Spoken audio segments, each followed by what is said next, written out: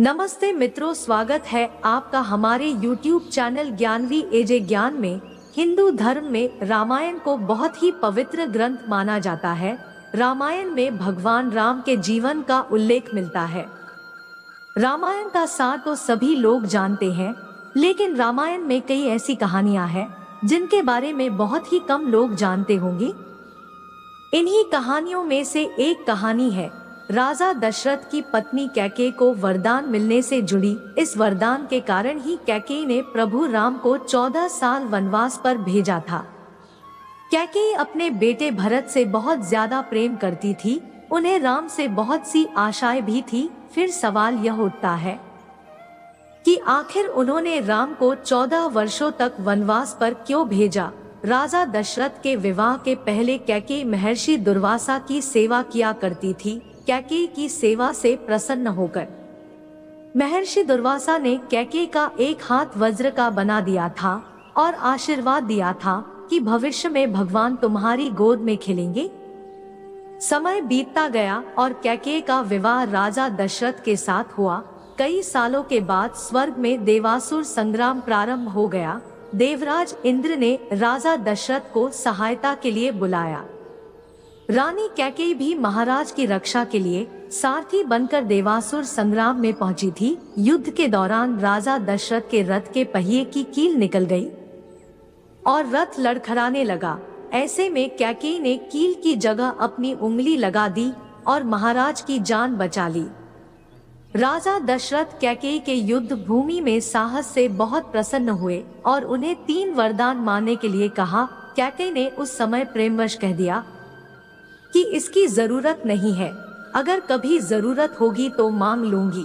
कैकेयी ने राजा दशरथ को इसी वरदान के जाल में फंसा लिया और राम के लिए 14 वर्ष का वनवास मांग लिया। लेकिन राम के लिए कैकेयी ने 14 वर्ष का वनवास ही क्यों मांगा, इसके पीछे कई अनेक राज है।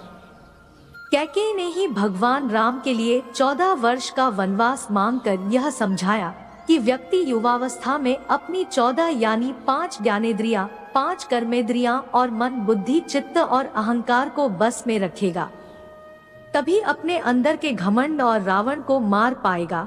जिस समय ये घटना अयोध्या में घट रही थी, उस समय रावण की आयु में केवल 14 वर्ष ही शेष बचे थे। यह बात कैकेयी जानती थी। यह घटना तो अयोध्या में घट रही थी, लेकिन इसकी योजना देवलोक में बनी थी। कैकेयी को राम पर भरोसा था, लेकिन दशरथ को नहीं, क्योंकि वह राम के साथ पुत्र मोह में बंधे हुए थे। भगवान राम श्री हरि विष्णु के अवतार थे। यह सारी योजना उन्हीं की बनाई हुई थी। इस योजना में भगवान राम ने सरस्वती से मंथरा की मति में अपनी योजना डलवाई थी। मंथरा ने कैकेयी को वही सब सुनाया और समझाया जो माँ सरस्वती करवाना चाहती थी। इसके सूत्रधार स्वयं भगवान श्री हरि विष्णु थे। उन्होंने ही यह योजना तैयार की थी। कैकेयी यह जानती थी कि यदि राम अयोध्या के राजा बन गए तो रावण का वध नहीं होगा। इसके लिए वन में तप करना जरूरी था। कैकेयी चाहती थी कि राम केवल अयोध्या के ही सम्राट बनकर ना रह जाए, वह विश्व के समस्त प्राणियों के हृदय के सम्राट बने। इसके लिए राम को अपनी समस्त शोधित इंद्रियों और अंतकरण को तप के द्वारा सिद्ध करना होगा। रामायण और महाभारत दोनों में ही 14 वर्ष के वनवास की बात सामने आती है। रामायण में भगवान राम को 14 वर्षों का वनवास भोगना पड़ा था, जबकि महाभारत में पांडवों को 13 वर्ष का वनवास और 1 वर्ष का अज्ञातवास झेलना पड़ा था। उन दिनों मनुष्य की आयु आज के जमाने से काफी ज्यादा हुआ करती थी, इसलिए ग्रहों की दशा भी ज्यादा होती थी। शनि चालीसा में उल्लेख मिलता है, राज मिलत बन राम ही दीन्हा, कैकेयी की मति हरि लीन्हा। यानी शनि की दशा के कारण कैकेयी की मति मारी गई थी और भगवान राम को शनि के समय अवधि में वन वन भटकना पड़ा। उसी समय रावण पर भी शनि की दशा आई और वह राम के हाथों मारा गया।